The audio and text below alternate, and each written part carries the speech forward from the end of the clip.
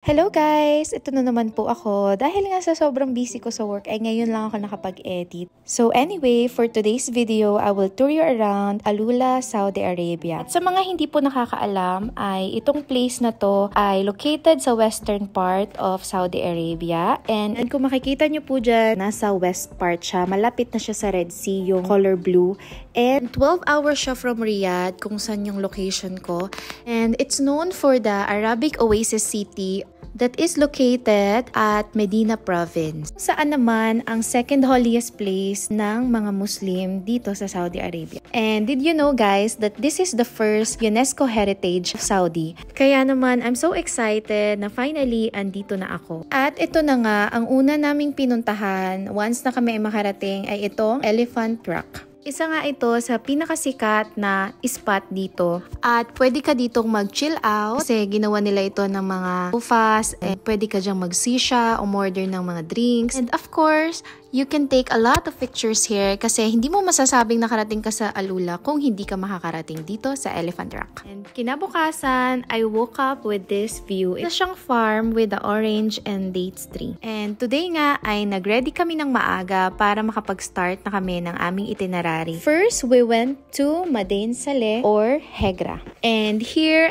you can choose bus tour or gusto nyo ng ganyan na private tour. Okay, ito palang Hegra or sa Arabic ay Madain Saleh. Ang translation naman sa English is the City of Saleh. At kung nagtataka kayo, ano ba talaga itong mga carvings na yan? Yan po ay mga tomb. And majority of the remains ng mga archaeologists na na-discover dyan ay from the Nabatean civilization. Same din po yun ng mga tao na gumawa ng isa sa 7 wonders of the world ngayon na isang place din na dream ko din puntahan. Yun ay ang Petra of Jordan. Here, some of the tombs ay pwede kang makapasok. And ganyan nga yung itsura niya sa loob. Sa mga uka na yan, dyan nila nilalagay yung mga body after nilang maibalot, linen, at magawa nila yung ritual nila. And after nun, tinatabunan lang nila yung main door ng malaking bato. By the way, here, they have 100 plus tomb na ganito. And they have different sizes of tomb. And according to our tour guide, sa mga maliliit na tomb, ang nakalibing lang doon noon ay ang mga ordinary people. And sa malalaki naman ay yung mga leaders or important people noon. And ito naman ang Jabal Itlib. This is a special place for the Nabatean people. Kung makikita nyo na mayroon sila dyang kinerve na hall and dyan nila ginagawa yung mga ritual feasting and political discussions nila. And sa personal talaga, napakalaki niya and makikita nyo talagang inuka nila yan para magkaroon ng hall. And yung hall na yan, they call it D1. And dito, ito namang dinadaanan ko ay isang naturally formed passage and they call it Sikh. It leads to their sacred place. Doon sa sulok, doon sila naglalagay altars and dito you can see the seating area or seating arrangement nila. Ito naman sa taas ng itong passage ay may mga carvings na mga scriptures and camels. By the way, ito pong carvings na to at itong place na to, it dated 1st century BC. Napakaswerte natin kasi pakatagal na panahon na simula nang nagawa to. Pero ngayon, nakikita natin to and pwedeng-pwede natin punta. And last but not the least, ito ang pinaka-iconic tomb dito sa Hegra. Ito ay ang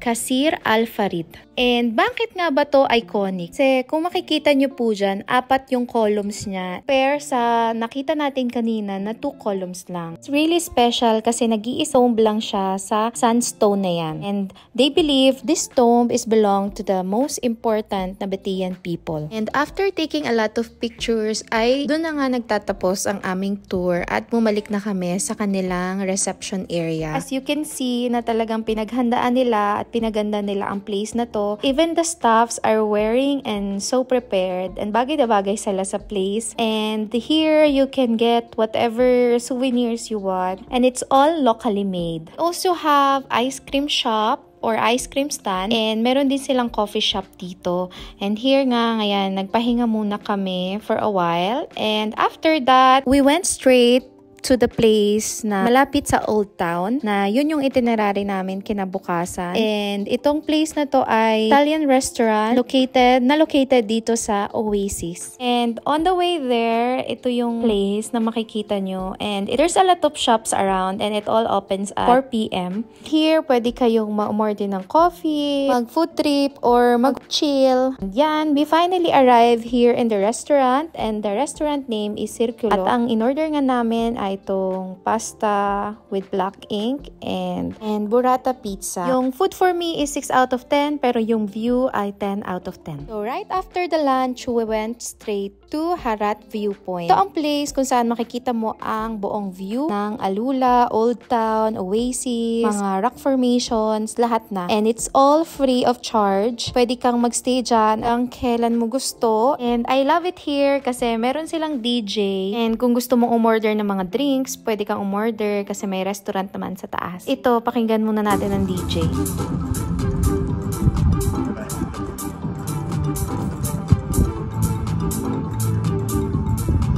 Ang lakas nga ng hangin dito kasi ito na yung pinakamataas na point dito sa Alula. Ayan yung kanyang view. Ang ganda. Padala na nga ako ng farwa kasi sobrang nilalamig na ako kasi malakas ang hangin. Tapos syempre winter na din kaya malamig na. And yan nga, sobra akong nilalamig kaya para lang akong kukun dyan. Nilalamig kaming lahat actually. At dito na nga kami nag-intay ng sunset. As you can see, ang ganda ng sunset. Tapos, ganyan ang itsura kapag nag-sunset na. Tapos, ayan na si kuya, nilamig na din. Kaya nakapag-jacket na siya. Tuloy-tuloy pa rin siya sa pagpe-play, si DJ. Tapos, ganyan, after a while, bumalik na din kami at dumiretso kami dito sa Alula Old Town. At ito, nung pinaka-Old Town nila, which is yung ruins. Pero ito na yung more developed place nila. Parang souk. Tapos, after nga namin makarating, we are welcomed by Saudi Hospitality. Nagbigay sila sa amin ng Saudi coffee at siyang dates. Alam niyo ba dati na hindi ko to na-appreciate yung Saudi coffee at saka yung dates. Pero nung after like 5 years din or 4 years, nagustuhan ko na siya kasi masarap pala yung combination niya. Typically here na kung pupunta ka kung saan-saan ay mamimigay sila ng libre na ganyan. At yun yung tinatawag nilang Saudi Hospitality. And here, naglakad-lakad kami para maghanap ng souvenirs kasi apparently, mas mura dito compared dun sa official shop nila. And nakakatuwa talaga kasi talagang pinaghahandaan ng Saudi or ng tourism government nila ang place na to kasi napaka well organized. So amazed na makakita ng performer dito, kagaya na to ni Kuya. Pakinggan nyo.